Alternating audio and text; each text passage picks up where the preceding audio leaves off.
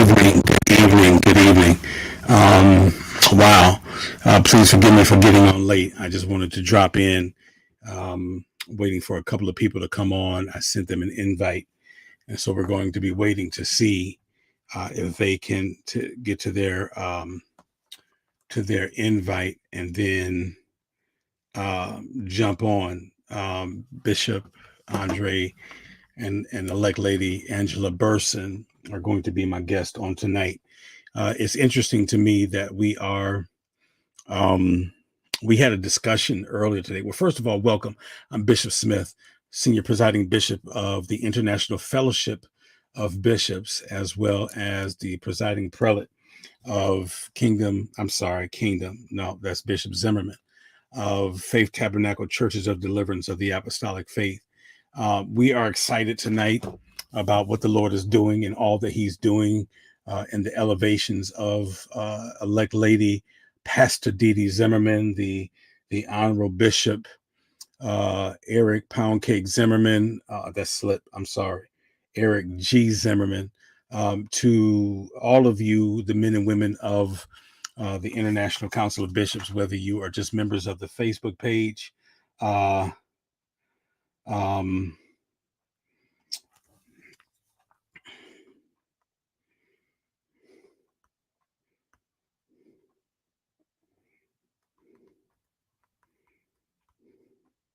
I'm sorry.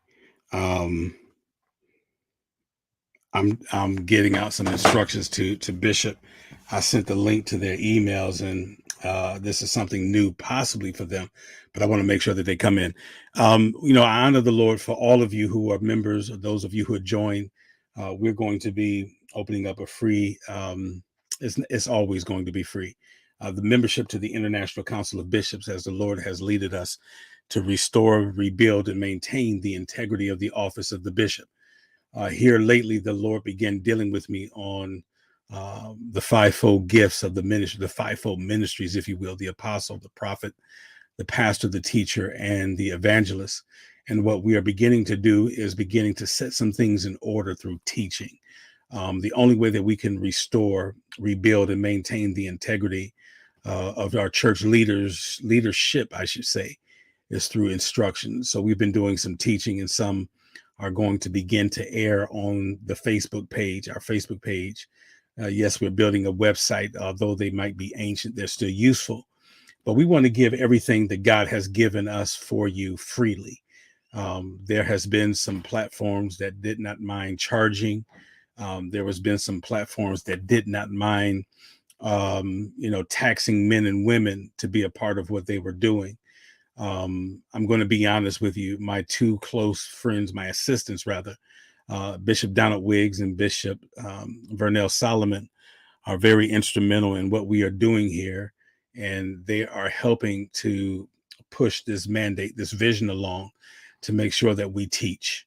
And that's what this is about: teaching, equipping. There are some men and women of the gospel that are a part of this Facebook page that I would love for them to be a part of the council that do teaching. Bishop Prim, an awesome teacher in his own right. I'm partial because he cares about the souls of those of us who are in ministry, or just the body of Christ in general. Bishop T. Michael Dupree, awesome man of God.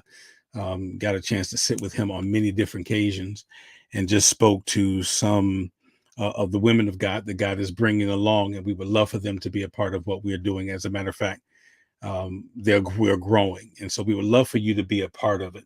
One of the things that I really wanted to talk about, the bishop Bishop Andre Burson and I were talking about earlier this morning. He calls to check on me to see how I'm doing. And then I think he's buttering me up. And then he says, Bishop, what's on your heart?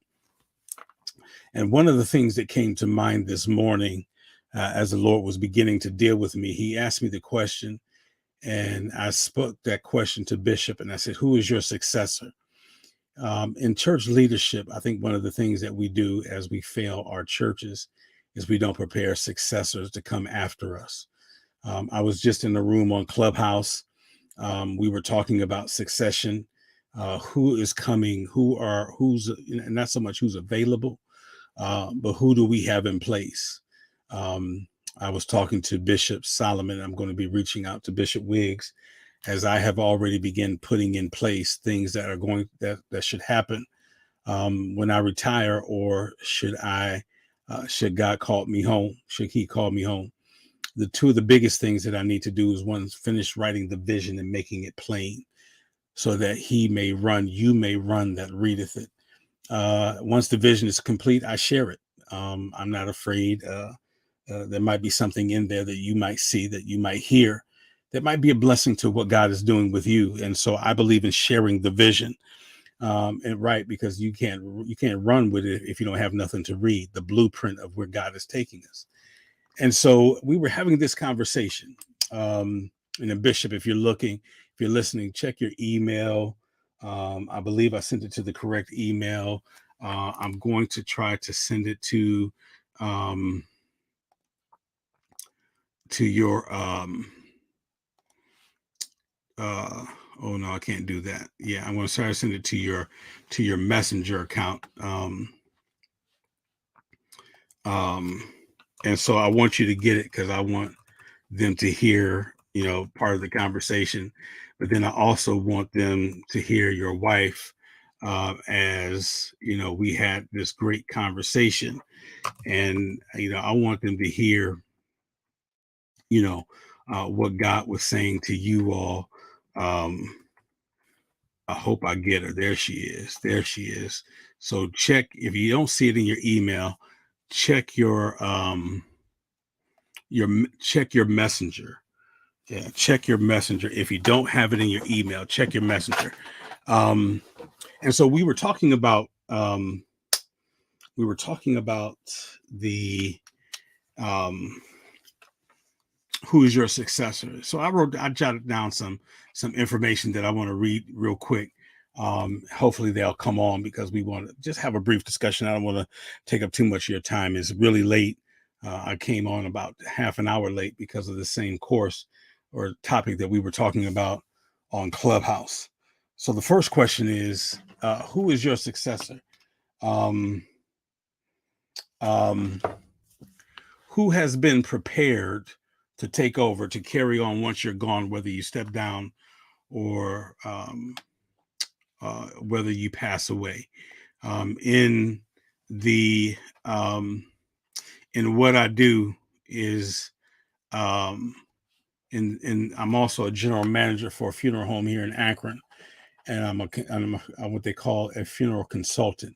What I do is I meet with those who haven't made um, their choice as far as who they're going to allow to take care of them at the end of life. We have this conversation.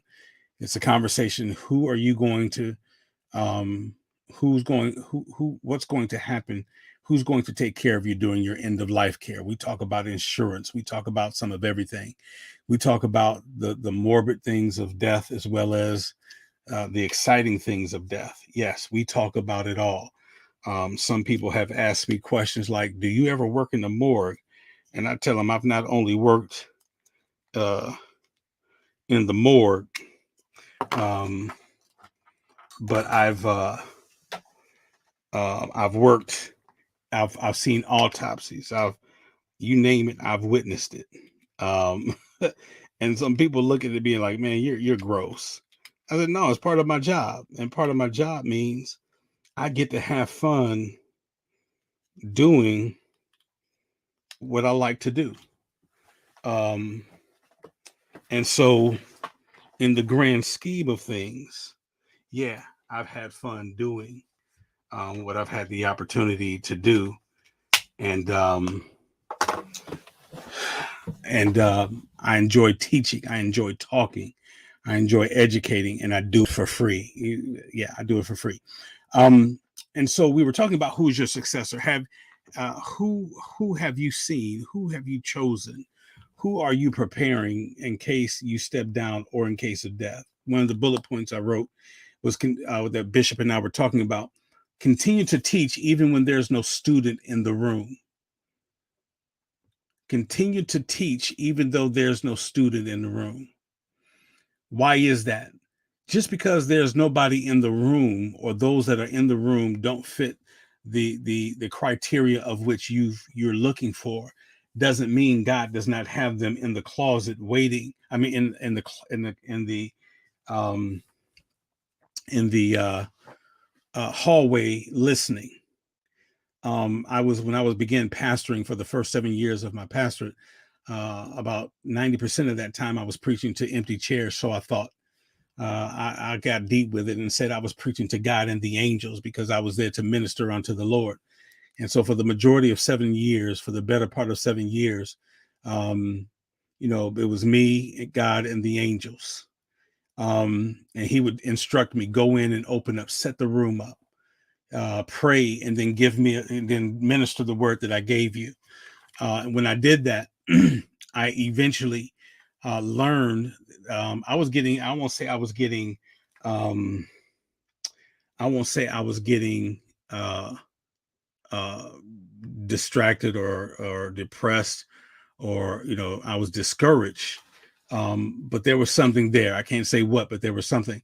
And then the Lord sent one of the ministers who I knew, who lived in the building, an older woman, and she said, "Let me encourage you. Keep ministering the word. Keep ministering. Keep teaching. Keep doing what you're doing." She said, because there are people who line the hallways of this facility listening to the word that you're ministering on Sunday morning. It was in a community room at a senior citizens high rise. And I would show up thinking nobody was there, when in fact, the woman of God, he sent her to tell me that they're in the hallway listening. So continue to teach even when there is no student in the room, because just because you don't see them or they don't fit the makeup of who we think they are, God may have them positioned in the hallway or listening on social media or whatever the case may be. They may be listening, so that they can learn. And before you know it, they'll come in and tell you, "Thank you, Bishop. Thank you, Pastor, for giving us what you gave us. We learned something tonight." So continue to teach. It may not look like they're there, but continue to teach. Continue to write the vision. Write it. Write that vision so that he may run that readeth it. Not always you're going to fulfill the mandate of the vision, but somebody who comes up after you. I tell the church family at New Life, I said, listen, out of the vision that God has given me, I will probably see 15% of it come to pass. The other 85%, I believe God is going to bring to pass through the sons and daughters of the gospel. So you want to make sure that as you are building, you want to make sure when God gives you everything he's given you, that when you retire or when he calls you home, you go empty, right? Give everything you got to those that God is leading you. One of the gentlemen that I introduced prior, I'm not sure if he's on tonight. He probably is. I consider him one of the fathers of the gospel. Once told us, be consistent. Bishop Prim, be consistent. He's a stickler for doing it right, for spiritual excellence. And everything that I try to do for those who are coming up behind me, they're getting what God has given me so that they can operate in spiritual excellence, right? And so continue to write the vision, write it. Just started an organization, a fellowship of churches entitled Kingdom International Fellowship of Churches. God gave me this vision back in 2012. And once I wrote the vision for it, he told me to put it to rest. 10 years later, exactly 10 years later, he said, revive it. So I added some vision to it, got all the paperwork with the state, the government, and everything together. And then the Spirit of the Lord said, I want you to place Bishop Eric Zimmerman over the fellowship of churches. The first time I approached him, and I do remember this, and I quote, he said, no, he didn't hear that from God. Who doesn't want to be over an organization, right? And so some months later, his wife did a women's conference. And I believe he said 3 of the prophets that showed up spoke into him and said, you're going to be over churches. And so they called me that Sunday night or that Monday afterwards. We talked and I said, listen, man, Bishop, the Spirit of the Lord is telling me that you're supposed to be over these churches. And I know what you said, but I want you to go home and pray about it. He said to me, Bishop, we're not praying about a thing. Um, we heard you the first time. God spoke to us 3 times since then. He said, we're going to follow what God is telling you to do because evidently you hear from the Lord.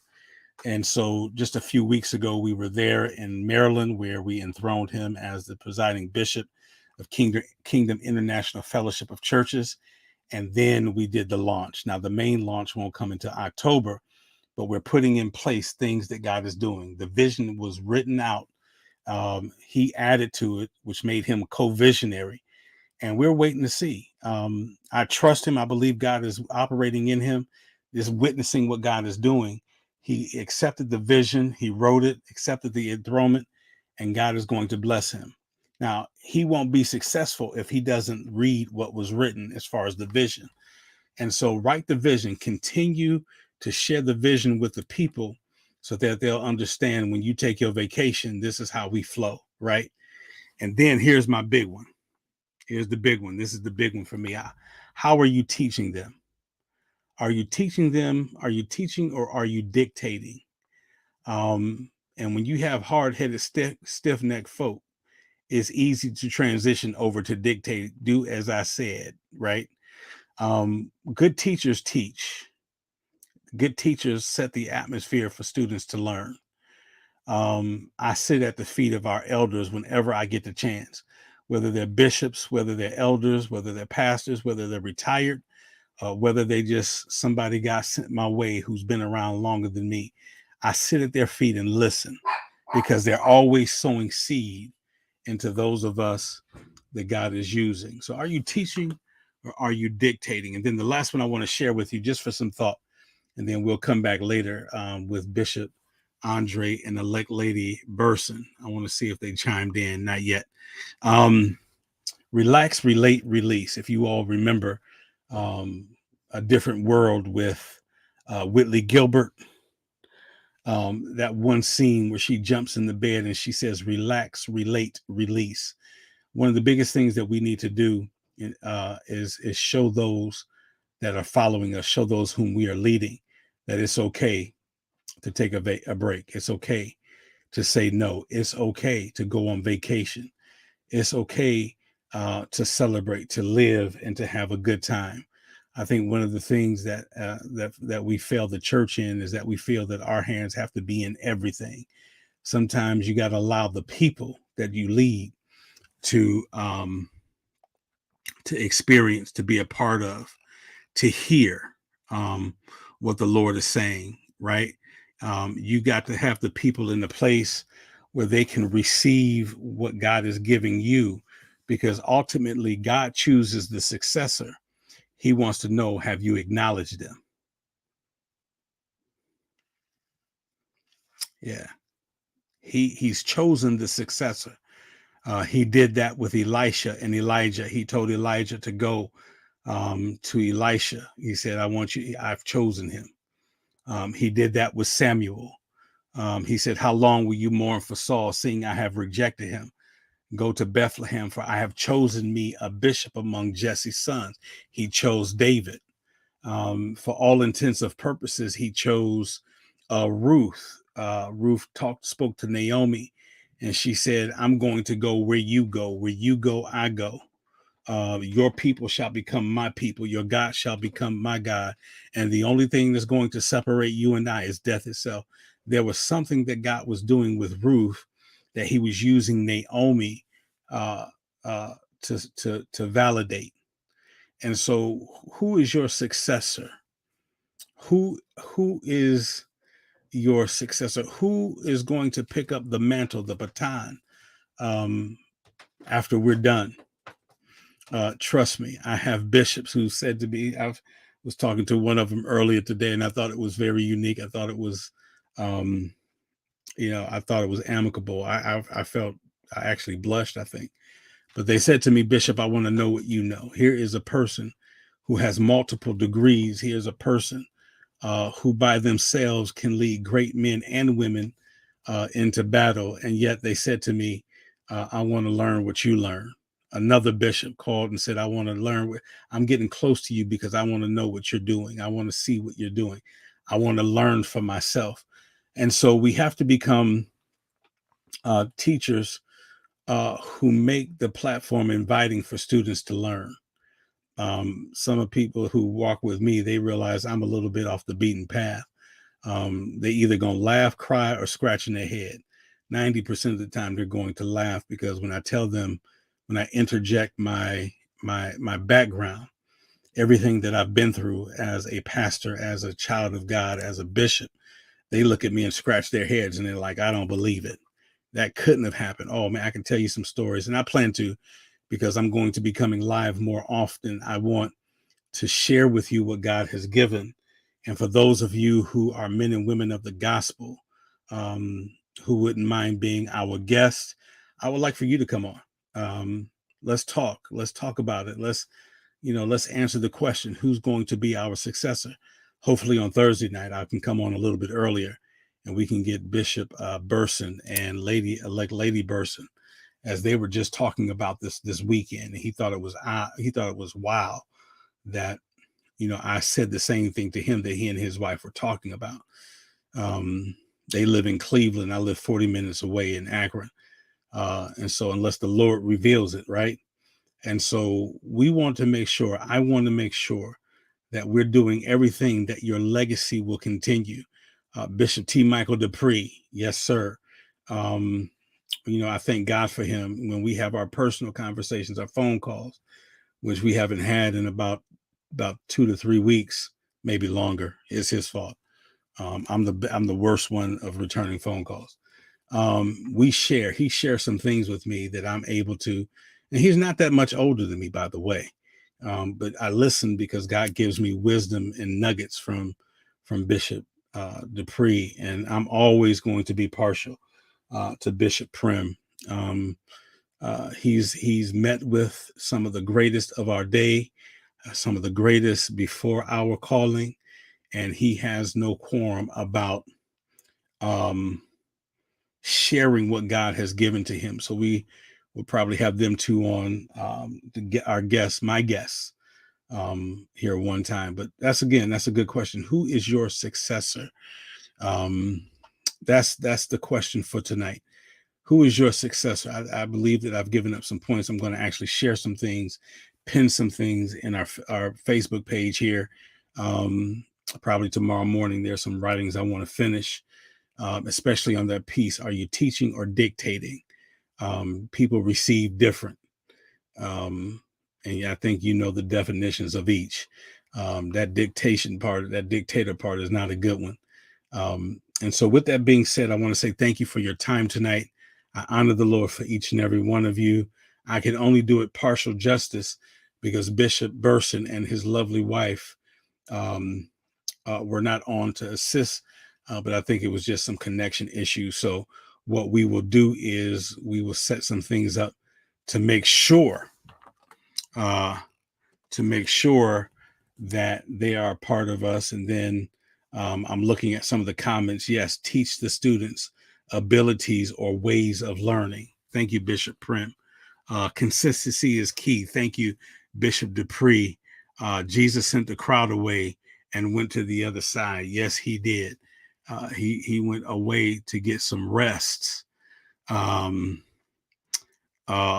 so, we honor the Lord for you all, for your contributions on tonight. Send this out, share this if you can. We want to be a blessing. I don't charge for anything. The Bible says, as you freely give, receive. I don't have a problem receiving.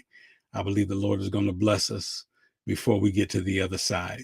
So God bless you. Thank you all for coming. Those of you who have watched, those of you who have commented, those of you who've shared, or whatever it is that you've done on tonight. We honor the Lord for each and every one of you. Yes, we must be lifelong learners. Never stop, Bishop Prim. I tell people I'm a forever student. I'm a forever student. That's who I am. I'm always going to learn, because even if I think I've got it right, I critique myself and realize I messed up somewhere. I'm a forever student. So God bless you. I thank God for your time tonight. Have an amazing evening. I look forward to seeing you all here real soon. I look forward to football season, where I think the Browns are going to win the division, and we are going to handle some business when it comes to. Okay, I just messed up right there. Uh, Browns ain't gonna do nothing; they never do. But anyway, God bless you all. Have an amazing night, and we'll see you real soon. We'll talk to you then. Leave a like, leave a comment, leave a share if you want. But again, I look forward to seeing you on this coming Thursday. God bless you. Have an amazing evening.